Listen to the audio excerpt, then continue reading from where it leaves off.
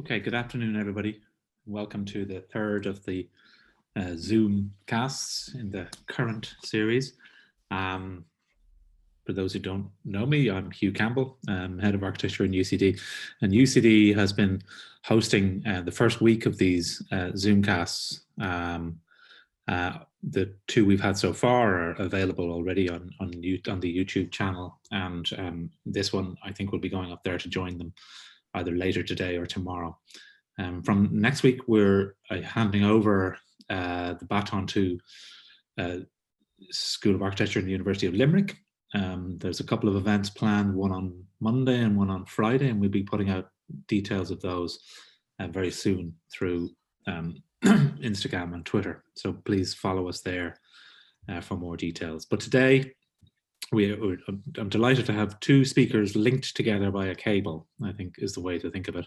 So our first guest is Merlo Kelly, who's known to many of you, who is a conservation architect and a design fellow, long-standing teacher of long-standing in the architecture program here in UCD. And Merlo is going to be talking to us about her work on the conservation strategy for the Valentia cable station. And then our second guest is Donal Lally, and Donal has an interest in the cable station because of the role that the transatlantic cable plays in the plans for the Irish Pavilion for what was to be the Venice Biennale 2020, happening right now, but is now to be the Venice Biennale 2021. Fingers crossed, opening late May of next year. So we're going to go to Merlo first for her presentation, and then we'll go to Donal, and then the idea is that we find interest. So Donal is going to be talking a little bit about the cable, its place in the planned pavilion, but also more generally about this theme of data and the sort of presence of data on the island of Ireland that's sort of underpinning their thinking for the pavilion. So Merlo, can we go to you first, and maybe just introduce us to this fascinating group of buildings? I will indeed. I'll just share my. I think I'll share my desktop. It's probably the easiest. So, yeah, I suppose just to introduce the project, I'm in practice with lots of architecture, and almost a year ago we were commissioned by the National Monument Service to document the Valentia cable station, but also the sites associated with it, and with a view, I suppose, to enlisting them as a World Heritage Site. And this would be linked up to a proposed World Heritage Site in Newfoundland, and I'll explain the whole story behind that. So in a way, I'm going to cram a lot of images in. I will keep track of time, actually, just so I'm not going way over. But just really, I suppose, the easiest way to tell the story of the building that we're looking at, or the buildings, is through the actual history of what happened. It's also, I suppose, it comes from a proposal by Kerry County Council and the Valentia Island Development Committee, who also want to list the cable station for on the, I suppose it'll be put on the tentative list of World Heritage sites. Now, I suppose, so our remit in a sense was to tell the story of the structures, but also, I suppose, to document the structures and assess them, and kind of assess the conservation issues, but also the significance in its broadest sense. So it was a kind of a complex enough study, but quite fascinating, and a good learning curve about the whole process of how things happened. So I'll open with this slide, which I'll come back to, but it's just showing the principal site. So this is the island of Valentia on the west coast of Ireland in County Kerry. And if you can see, I suppose the main site is the cable station on the east coast there, which is just south of Knightstown. And above it, there's the Slate Yard, which is another one of the connected sites, and the relay station then over on the west coast, Foilhummer and Bay.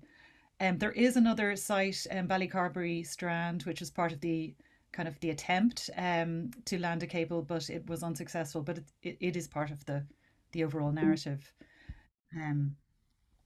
So this I'm going to be kind of coming up with a lot of these archive photos, but this is an incredible collection, the Lawrence collection. This one I think is Robert French, but this is the Valentia cable station in around 1890. So the building was constructed in 1868.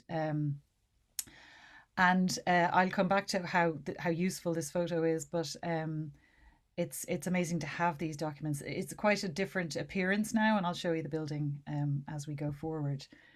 But the first thing I suppose that I wanted to do was for my own kind of understanding out of it, is to kind of construct a timeline. Now, I'm not showing too much text, but I thought this is just a clear way of showing the kind of how the buildings that we're looking at are kind of interwoven with this story of how the attempts to connect North America and Europe by a cable, so telegraphs could be transmitted. And so the earliest attempt was 1857, unsuccessful. Then we have a successful link in 1858 for 3 weeks, and that's in the Slate Yard, which I'll talk about. Then 1865, another unsuccessful. Basically, the cable broke midway, and then in 1866 we have a successful kind of more permanent connection established. So, and that's just a kind of a graphic I came across which describes those. So I'll move on, because that's just the kind of the time zone that we're looking at. And that's kind of the dates of the buildings as well that I'm examining. So, I mean, I suppose we always in practice and also in research and teaching, we draw from these amazing archival artifacts, and there's a number of these maps, and they're just fabulous.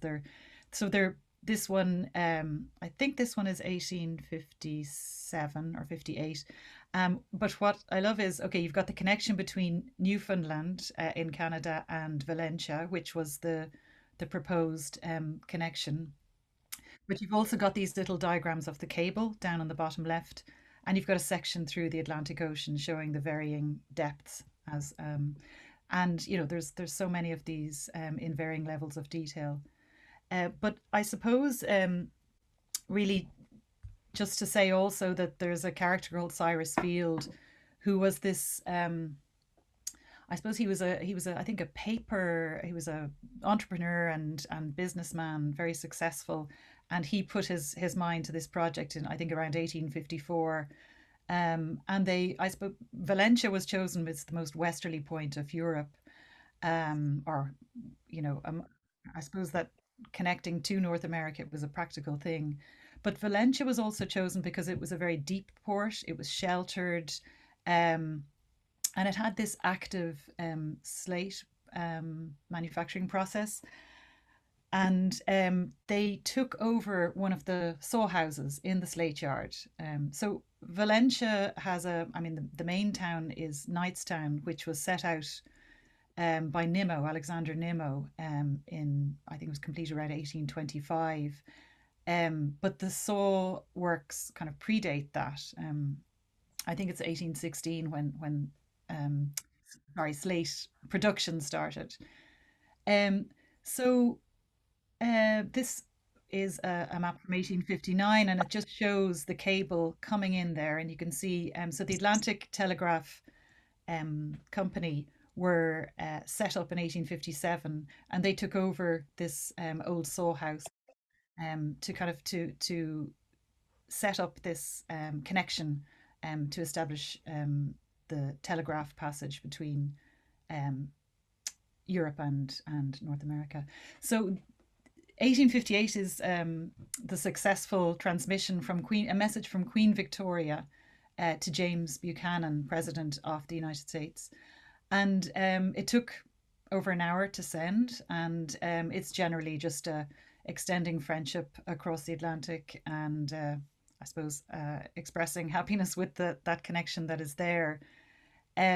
So it's I suppose it's an incredibly historic moment, and to describe how, now this is a very simplified version of how the telegraph is sent, but the simplest description I have was that it's like a kind of a visual Morse code. So it's sending light signals through a cable as opposed to sound. The cable itself is it's woven iron, and it's wrapped in gutta percha, which I think Donal's going to talk about as well, which is a natural insulating rubber. And there are samples remaining off the cable, which I will show you. But I suppose the momentousness of this first telegraph, first communication across the Atlantic can't really be understated. It was described in newspapers as the eighth wonder of the world. Cyrus Field was called Lord Cable. The four of the cable engineers were knighted by Queen Victoria. But this is an amazing photo. This is from 1858, and this is in New York. And this is the Telegraph Jubilee celebrations happening in 1858, just after the transmission. So it was an incredible feat. And so again, I'm kind of, I mean, I've maps, I've archive photographs, but also drawings and prints, and you'll see that a lot. A lot of this was captured in paintings as well, which is a lovely way to kind of get a sense of what was going on and the atmosphere at the time. This is a view, for any of you who know Valentia, this is the Royal Hotel. To the right, which looks very different now. Sorry, I'll just go back.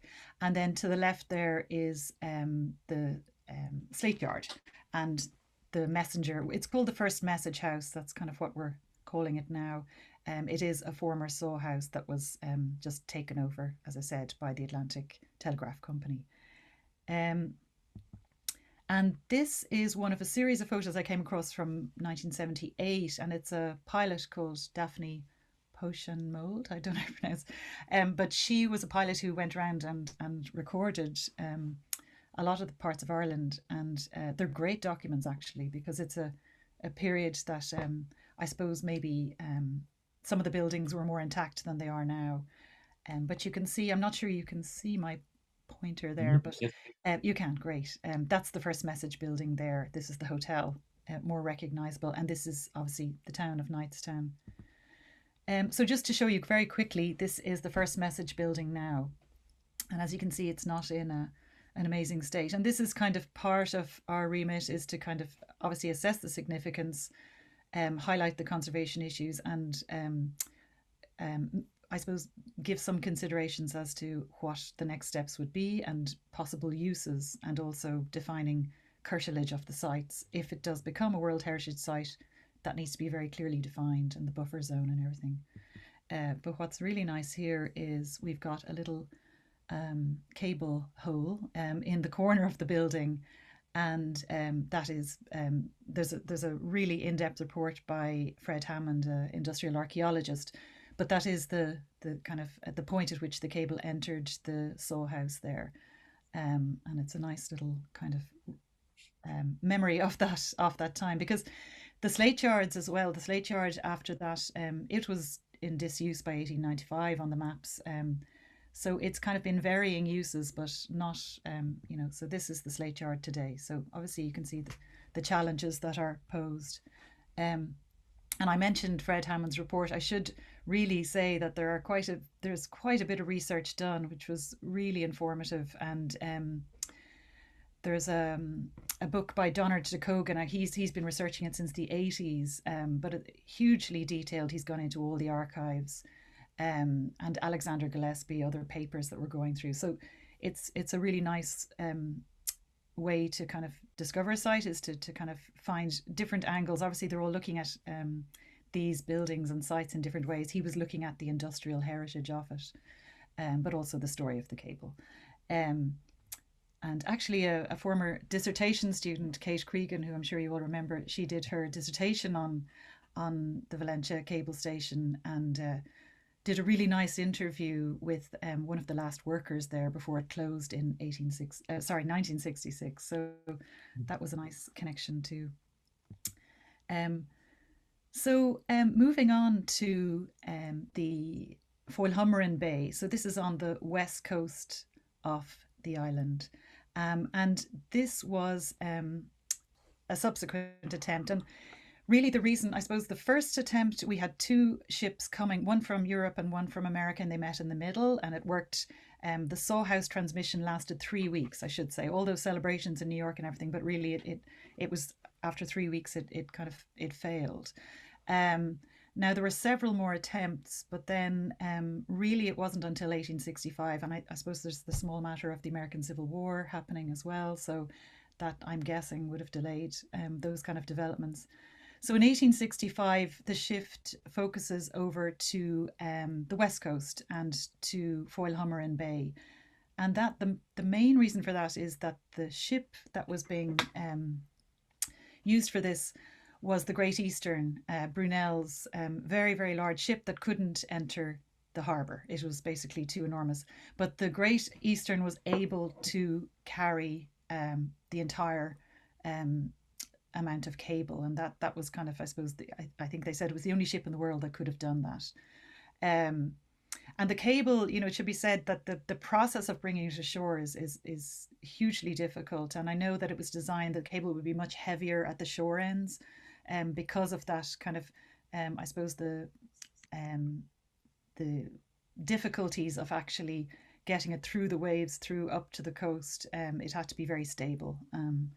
And these are all things, I could get into a lot more detail, and obviously we'll try and summarize. So this, these are the things you come across, and I just love these diagrams. This is a section through the Great Eastern on its journey, and you can see just coiled up the cable there in various spots, and all the workings. It's an amazing drawing, and this is just a little footnote at the bottom of one of the maps. And again, you see the bed of the Atlantic and the section. So it's an extraordinary amount of... What is the length of cable, Merlo? Now I have that figure, but not in front of me. I'll find that for you before the talk is over, but I'm not going to guess it because but this is another lovely photo I came across, which is the Great Eastern in 1865 leaving Newfoundland. So these early photographs are just extraordinary as a kind of a document. The name of the port now that from 1865 on is Heart's Content, and that is the kind of the joint bid for World Heritage status is Valentia and Heart's Content, and they have interestingly, I think we have much more intact kind of remaining built material, but they have a lot of the equipment and the actual contents of the buildings, but their buildings aren't in any good state. Another amazing drawing, and this is the Prince of Wales visiting the coiling stage on the Great Eastern, and you can see they're all standing on this. I don't know if you can get that detail there. I'm guessing the Prince of Wales is this little boy because he's kind of the focus of the picture, but I'm not quite sure. Any royal historians might be able to work that out.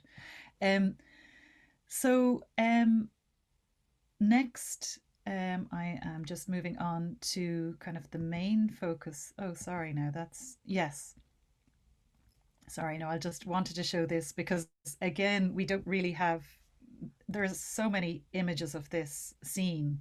And I suppose it conveys the kind of the level of excitement. There's a lot of written first accounts, diaries, but it was like, I think everyone around Valentia, but much wider, came to see this spectacle of the Great Eastern coming in. There's stories of them all bringing out all their, cutting up bed linen and waving flags and handkerchiefs. And but as I said, there's amazing. But what's nice is we can see this little wooden hut that was the initial relay station. And then in 1866, a more permanent one was built.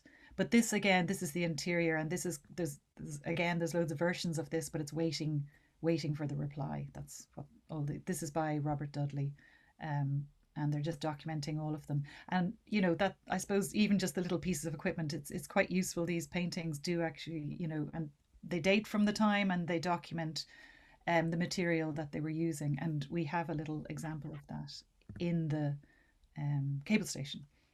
And this is just the map from 1895, Anglo-American cable house at the bay there. Again, this is one of the aerial photos from 1978, and it's about the best we have. But what I like about this is you see this little marking in the ground, and that's the mark of the cable, and I think it's still there. Now, we weren't allowed access this field, unfortunately. It's the one structure we really couldn't get in and look around. It's in private ownership. But just to see that, so we had planned a GPR survey of the ground to try and establish remains of cable, and that hopefully will happen down the line, because I'm guessing there's a lot of cable under that field, and that's how it is today. And you can see it's in a pretty poor state, so that's a challenge in itself. So that's the kind of more permanent structure that was built in 1866 to replace the wooden hut. This is the view from the cable field. It's extraordinary. If anyone hasn't been there, I'd highly recommend. You recognize the Skelligs there, and that's straight out, and then that's just looking up to Bray Head. But it's a really stunning place. And actually, the story continues, because I kind of wondered why they moved everything to the east of the island to build the cable station, because we can see here that's Foilhammer Bay. That's where, the Great Eastern came in. But I think once the cables were landed, they were able to establish it here. But one of the main reasons, there's James Graves was the cable master, and he was an interesting man. He kept a very detailed diary, and he was very, very keen that the staff would have a kind of a very well-established kind of social setting, and that they'd be in the town, they wouldn't be cut off, and this was felt to be far too remote. There was a church here, there was the town of Knightstown, shops, hotel, everything. So that is really one of the main decisions, that the cable station was established. So this is the cable station, sorry, this one here, and these are the houses that were built for the employees. So this is just an aerial shot. So here we have the cable station, and then the houses, terraces, two terraces to the north, one to the south, and then this later terrace that was built, all of them for the workers. And they're just to show you there. So the idea was the cable station, well, what's interesting is the cable station obviously functioned as a cable station, but the first floor was for unmarried employees. So it was completely residential on the first floor, whereas the terraced houses were for the married employees and their families. But I'll talk a little more. This is a lovely image from 1885 from a newspaper, and I think that's James Graves, the cable master. Now, I think someone might correct me, but I think there's still a house belonging to his family, his great-great-grandson or whatever. So the family, and you see that in Valentia, there's a lot of those stories that pass on. A lot of the knowledge and stories we got were from talking to people who know the island, know the people, and remember the stories. Because, the cable station only closed in 1966, so it's in a living memory, the whole experience of working there. But I should mention, I mentioned the social thing, but one of the things that's very interesting about this project is the fact that it was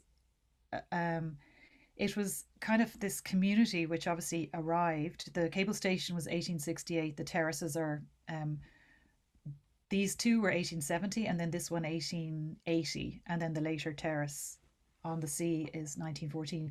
But it was all about creating a community, and they had tennis courts, they had boats, they had dances, recitals, and a lot of these accounts tell us about, there's a library, there's billiards room. Well, billiards room, obviously, in the slate yard, the Valentia slate, one of the things it was used for was billiards tables, and apparently over in England, all the billiards, a lot of them came from Valentia in the kind of upper echelons of society.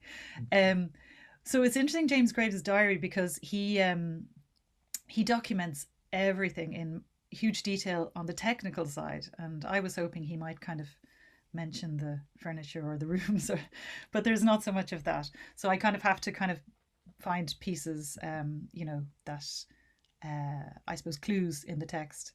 Um, I won't dwell on this, but there's a constant thing about the climate of Venetia in the various accounts and diaries. They're always lamenting how wet it is. But it talks about how they're given these amazing amenities, and cricket actually was another cricket. Yeah, everything there. The gardens, they had gardens to grow all their own vegetables, which still exist. They're really beautiful. So I might need to speed up. I'm probably getting into too much detail, but so Three or yeah, 4 more minutes, Merlo. That's okay, okay, yeah. No, I'll fly through this. So again, I was just saying these are the archive photos of the, and what's really useful is these images of what's going on to the rear. We were kind of desperately trying to work out the phases because it's been extended several times. And this photo, again, this is from 1890. It's a huge landscape, but if you zoom in, you can get all the roofscapes. And so it's a really good method for kind of working out what was there in, say, 1900. We also came across this map from 1926. I'm turning it sideways because all the plans I'm looking at are north up. But this was great. It was Western Union took over the building in 1911, and this is a plan from 1926, but it has all the layout. Only the ground floor, unfortunately. I'd love to see the lots of interior photos, which are amazing, showing the workings of what they were all up to. This is it today, and I was saying the oddest thing when you look at it, you kind of think, gosh, it looks very strange. It's not just, I suppose, the additions, but a huge thing is the lack of chimneys. So they were all taken off. I'm not sure when, but it creates such an odd profile when you see it like that. It kind of flattens it. Whereas the houses, yeah. So that's an aerial shot again, very useful. This is from 1991, just to work out all the pieces. And then we went about kind of putting together a phased diagram. So you've got the red, which is the original building. Then this is kind of late 19th century. And then the purple is kind of around 1920 when most of the extending happened. So I'll just go through. And again, I probably don't have time to get into this, but we did a room by room inventory to try. So on one hand, we're looking at the whole story and the workings of the building, but we also obviously need to document the actual condition, but also things like joinery. It's incredibly informative of knowing whether it's the 1920, and they did kind of mimic the 1868, but you can see subtle differences. So and there's a lot of mixing, and then this is just, again, as I said, that kind of zooming in to get detail is amazing to find out what was there. And these kind of images, I was trying to work out the door and the overlight and everything, and you've got this portrait of James Graves with his staff, and if you look behind them, then you've got the original door and windows. So this is a typical sheet we're doing for each room, quite detailed. So it goes through the phase of the building, the use, and then down to every detail that we can track. So that's just a typical. So it's a pretty enormous. What's the word? I suppose a task to take this on, but it really gets you inside a building. And obviously, the next phase for the plan in the future is to get working on this now. Whether we'll be doing it or not, we would love to.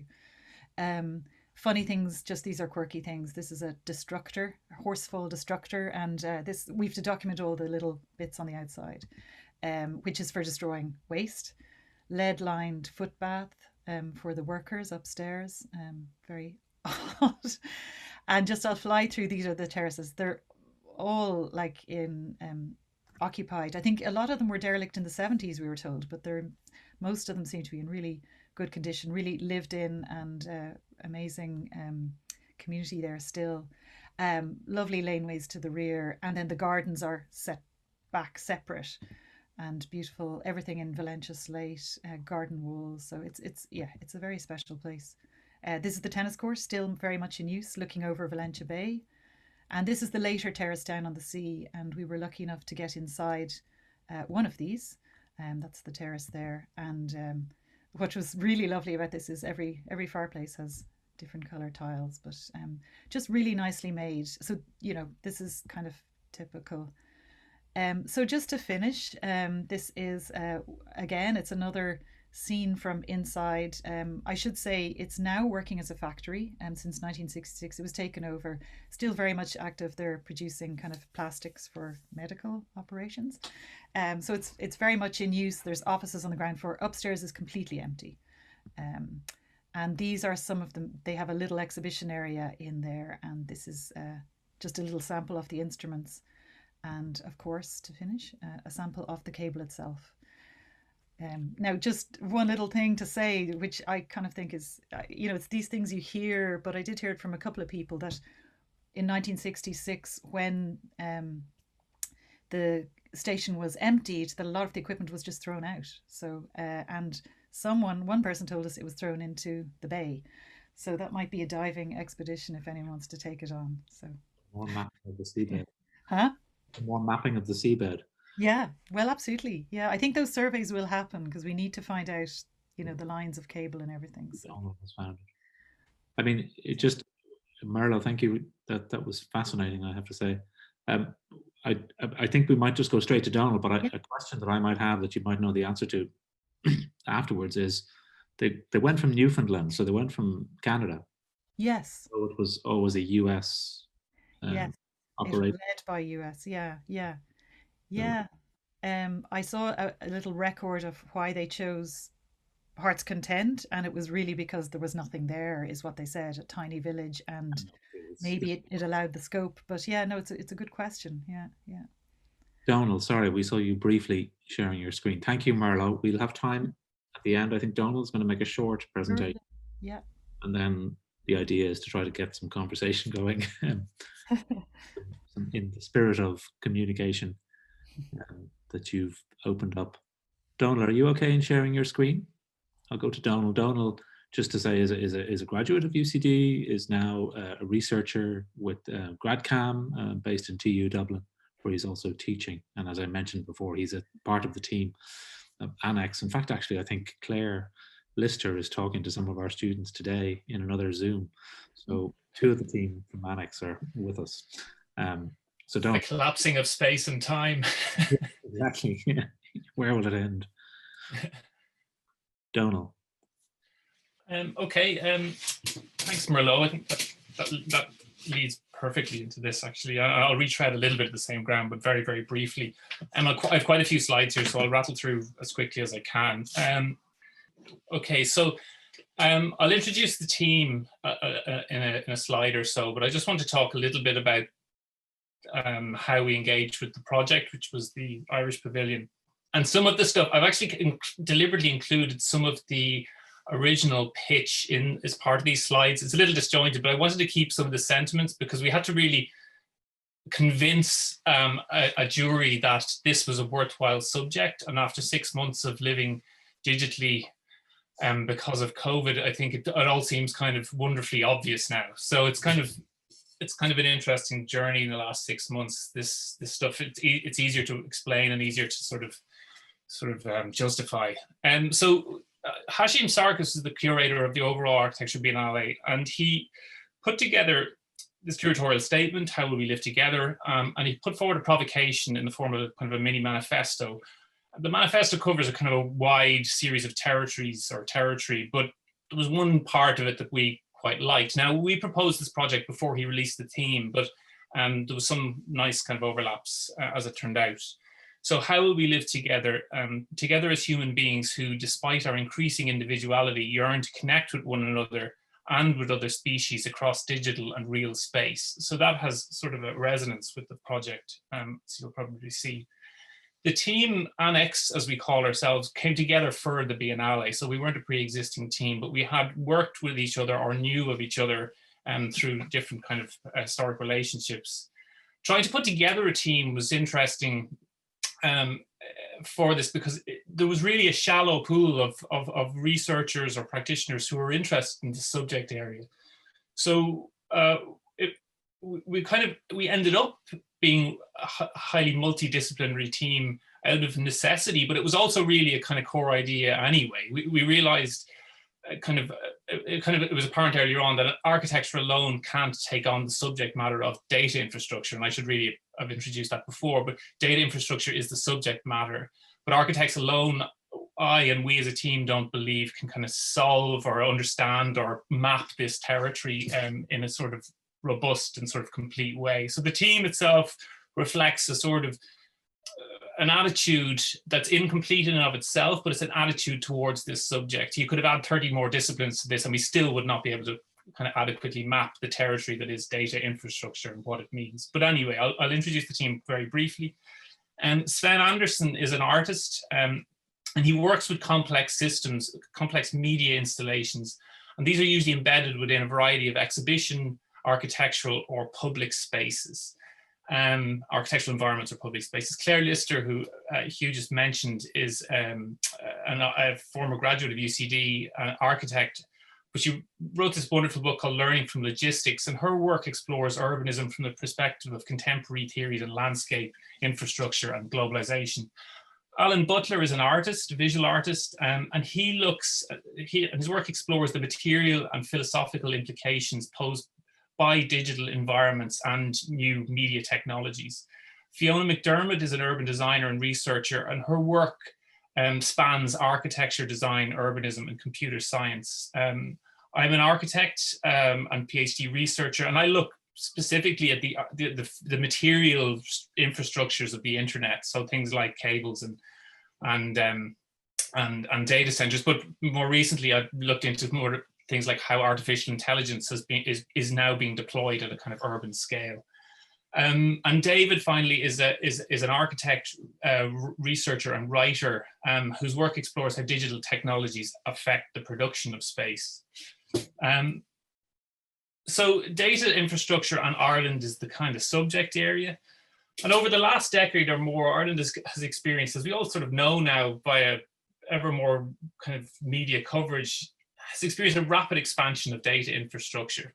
And that covers quite a few things, but mainly say data centers, just to be simplistic and reductive, and fiber optic cable networks. At last count, there was 60 data centers in Ireland, 12 under construction, and another 24 approved for planning. So we're getting close to 100 data centers there, and they would be mainly clustered around Dublin. We can go into why that clustering is later on, but I won't talk about it today.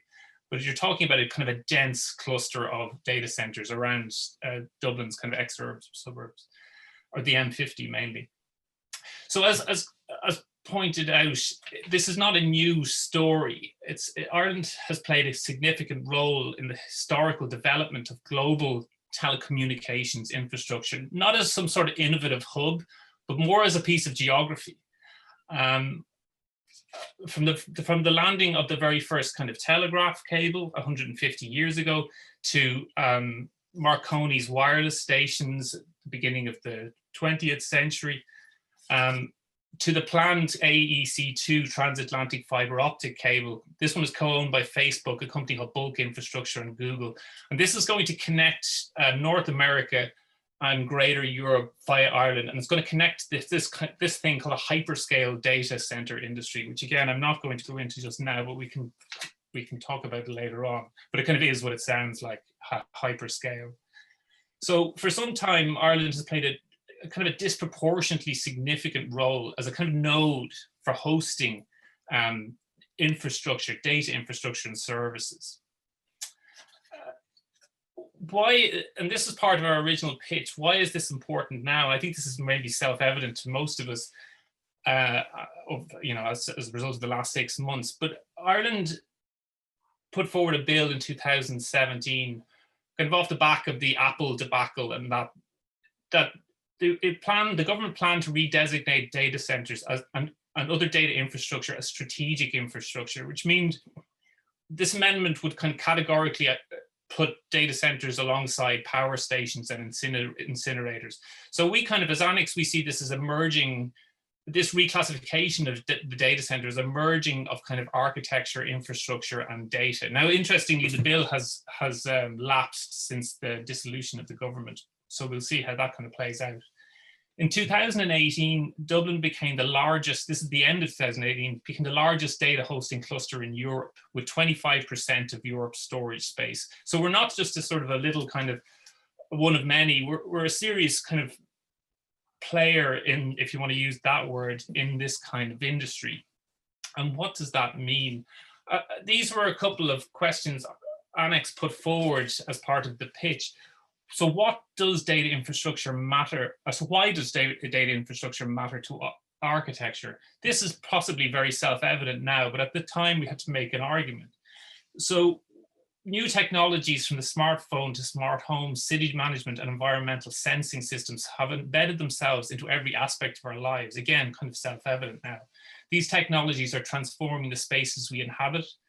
And Annex sees traditional approaches to space making as proving more and more inadequate. We don't see this as a niche subject, again, self-evident now. Everybody who has a smartphone has a kind of role to play in this story. Emerging data infrastructures create new types of spaces, new types of relationships, and new types of users. Understanding and designing for this context is a new role for architecture. So Annex sees the disconnect between traditional modes of architectural practice and how designers can and should embrace these kind of new changes. So this pavilion will chart the new ecologies created by data infrastructure. Some questions that we don't have answers to, but it's a continuous project. How should the discipline of architecture respond?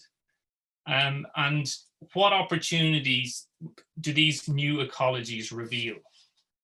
So data centers, in essence, are large banks of computers constantly storing and sharing data. Again, to be reductive, but it's always good to restate how simple this kind of typology is.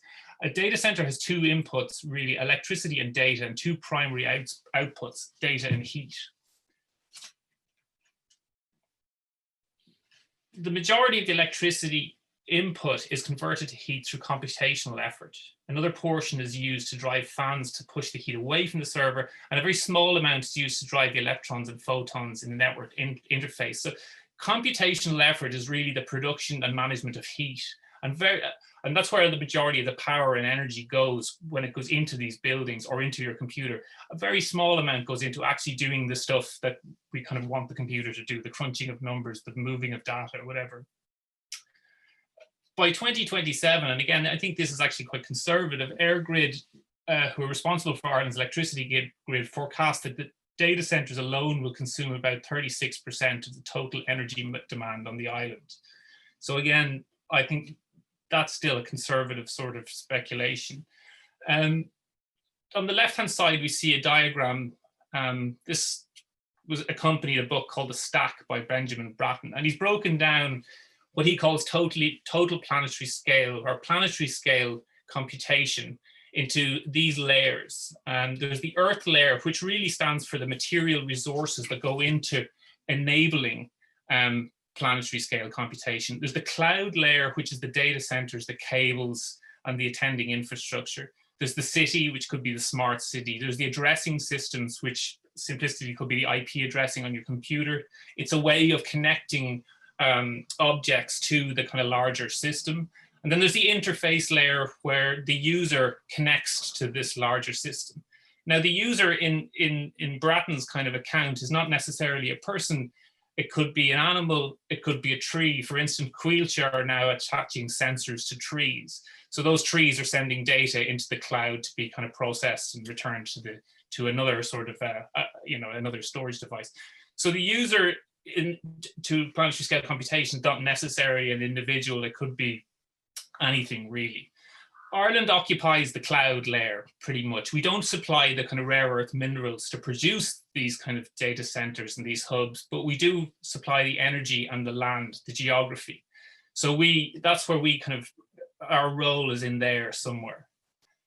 An interesting project, and again, you could talk about this all day, but an interesting project that kind of shows how some of these layers interact with each other is it's the fifth data center in Tallaght developed by Amazon.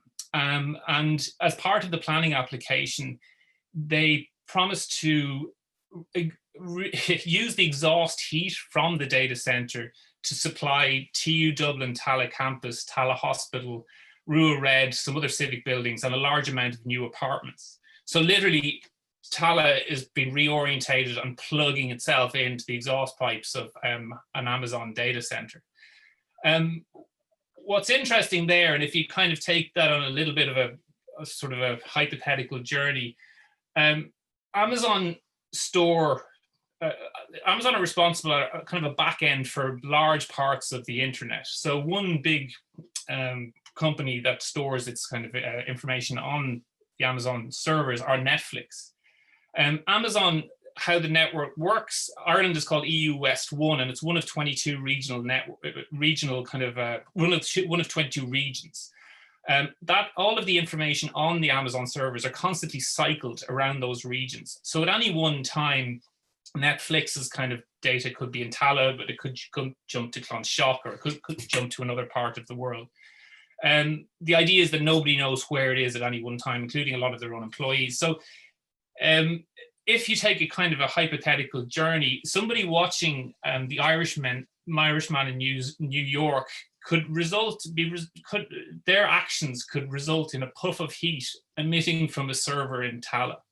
That puff of heat could be cycled again through a kind of a pumping, an energy station, reheated, recycled, and end up in a Tala hospital bed, in a room, as a puff of heat emitting from a radiator in a room in Tala hospital.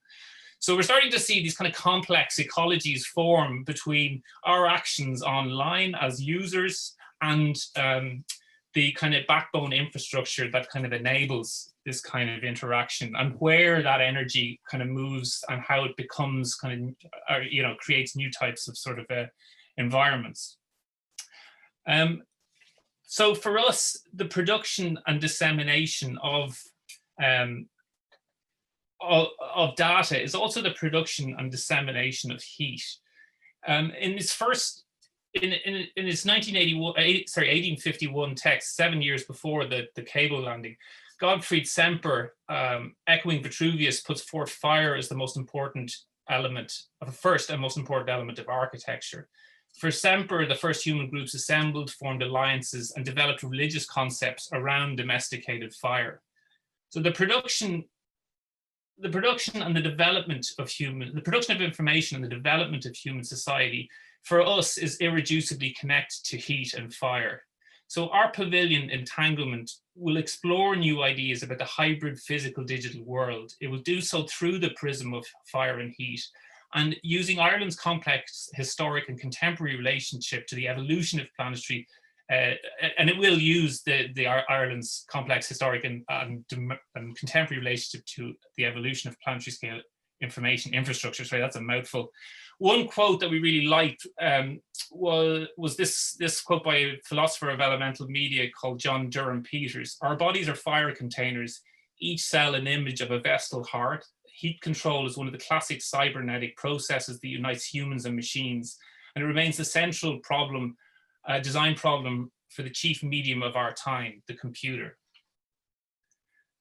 Again, this heat story loops back to Valentia in quite an interesting way. The Gutta percha, which is it's a tree that it can be found in Malaysia and Indonesia. It supplies the latex that enabled the production of these cables. Its thermoplastic qualities meant it could be harvested as a liquid, it could be hardened, and it could be melted and reshaped and reshaped and reshaped. So they could turn them into, when harvested in Indonesia or Malaysia, it could be turned into blocks, transported to sites of production for the cable, melted, shaped, and used as a sheathing. It had incredible electrical insulation capabilities, and also for some reason fish didn't seem to like the taste of it, so it acted as some kind of a deterrent. And what we really like about this story, and it's a tragic story in one way, is that this point of connection between North America and Valentia and kind of greater Europe, it was enabled by a kind of technological advancement that came from that resulted in a kind of ecological disaster in Asia. So the production of this cable, and thousands of kilometers long, needed thousands and hundreds of thousands of tons of gutta percha to sheathe it.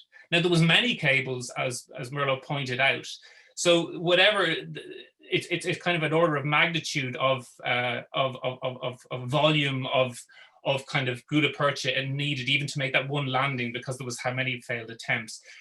this first cable spawned a lot of cables being laid across the Atlantic, and then between Ireland and England, and between different parts of the world.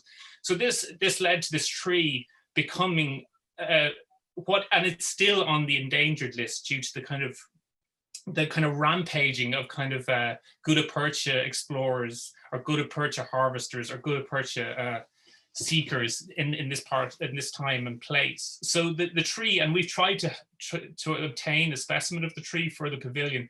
It's still on the endangered list, and we thought it unethical actually to take it as part of the exhibition. So we'll be actually using a cousin who's very, very plentiful. So again, just to reiterate, we find it really important that whenever we talk about the immaterial data, or wireless systems, or sort of the cloud, we really think it's important to kind of restate that all of these structures and all of these infrastructures are built on the back of extraordinary levels of human labor, but also the harvesting and destruction of certain types of ecologies. And what we see with the cable is the beginning of an attitude that has led to a globalized practices of sort of extraction and manipulation of certain parts of the world.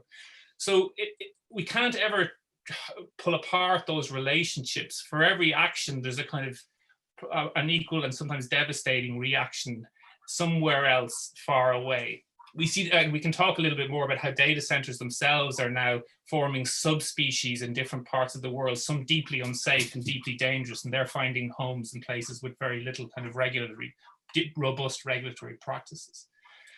So Entanglement, the pavilion, will draw on both the contemporary and historical data storage artifacts as building blocks to form the structure of the pavilion. So we're going to make the pavilion, is made now. We're going to make it, but it's put together from the material artifacts of data and telecommunications infrastructure, historic and contemporary. These artifacts are assembled in a certain type of formation, referencing a very primitive type of architectural space, where humans, civilizations formed alliances, built social networks, and developed complex society. The pavilion, again, will reassert that the distribution of information is intrinsically connected to the distribution, the production and distribution of information is intrinsically connected to the production and distribution of heat. So the structure itself will, as you can see here on the left, has been burned and has been rebuilt. The structure has been embedded with some living artifacts, but also some technological artifacts. So we're using the thermal realm to reveal the kind of visitor, but also reveal spaces that exist in Ireland. The pavilion will be a performance. It will act upon the space will act back on it. And the pavilion won't be an exhibition in any sort of traditional sense. It will very much sort of embed the visitor within the kind of hardware and software that produces new types of spaces, new types of realities. Sorry, I'll stop there because I think I've gone over a little bit. I'd just like to leave a little bit of time, Donal, because there's so much in there, so that'll be great. Yeah, sorry. Yeah. No, stop right there. So this is our sneak preview there, the image on the left. Is that right? That's the fragment. It's a little tiny bit of it, yeah. We'll scratch it from the record afterwards, don't worry. Nobody will see it. No, it's right. What strikes me, I suppose, instantly about both of these, both of your narratives is this, that the way that architecture gets entangled in these global scale phenomena, systems, narratives, whether that's the making of the first cable or Donal, the proliferation of data centers and so on, globally, but particularly in Ireland. So there's this fascinating collapsing of scales, isn't there, at work in both? Like, I think that Merlo ended up looking so closely at the built fabric, room by room, and Donal, your pavilion is kind of building a kind of fabric, I guess, again, paying attention to that material level. Although you called it the cloud level, interestingly, but it sort of is a material manifestation of some kind. Yeah, the cloud is like the heaviest layer of this. And it's a cloud of smoke, I would argue, as well. It's not a cloud. It's not a vapor, a healthy vapor. Donal, I mean, is that just listening to what Merlo was talking about, that kind of the history of this, or the first phase, let's say, of this, let's say, global communication network. How did that resonate with what you've been thinking about and working on for the past year? Well, I think there's one wonderful image you showed is the weight of the cable in the field. Like, that's extraordinary. Like, that's the weight of telecommunication systems. And we've been sold. It's not sold.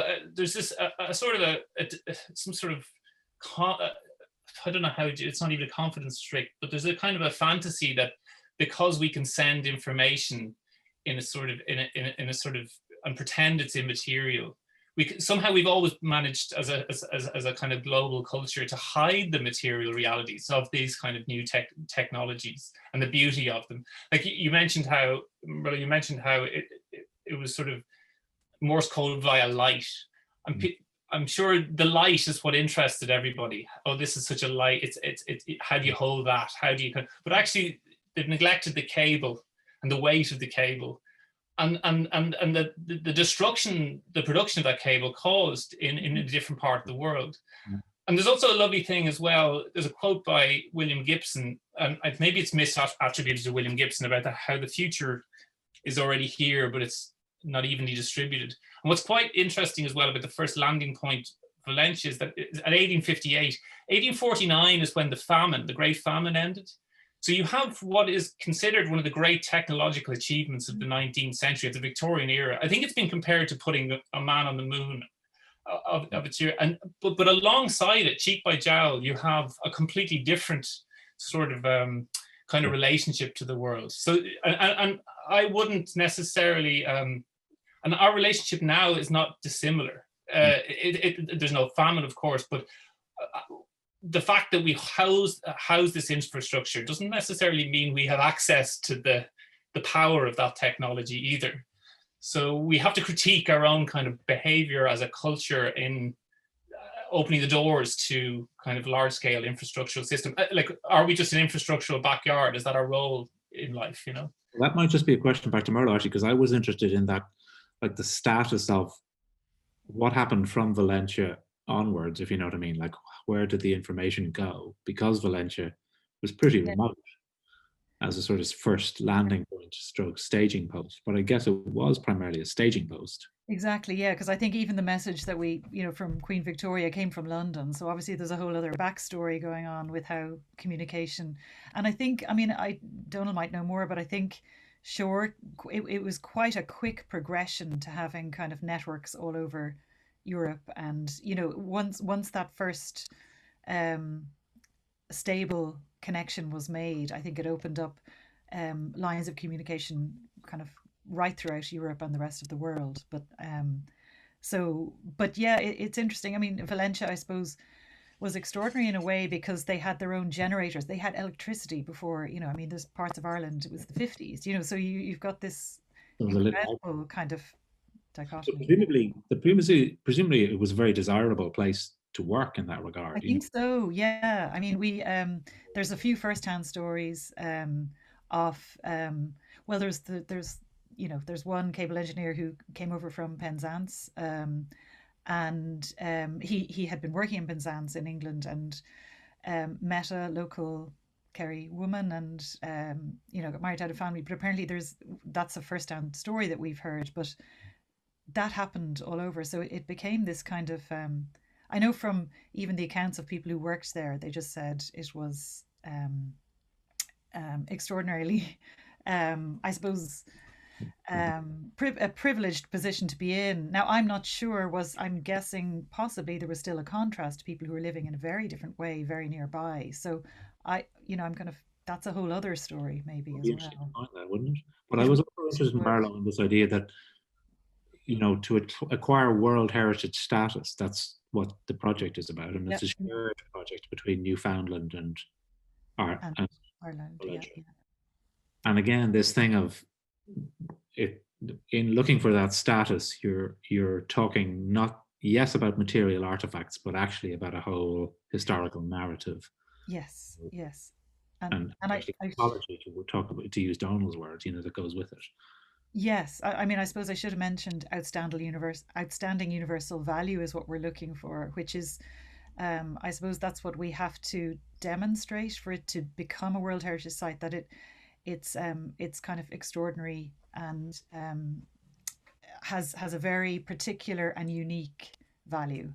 And I suppose we're going between the built heritage that we're looking at, but also the significance of the story and the part that the whole physical sites played in this. So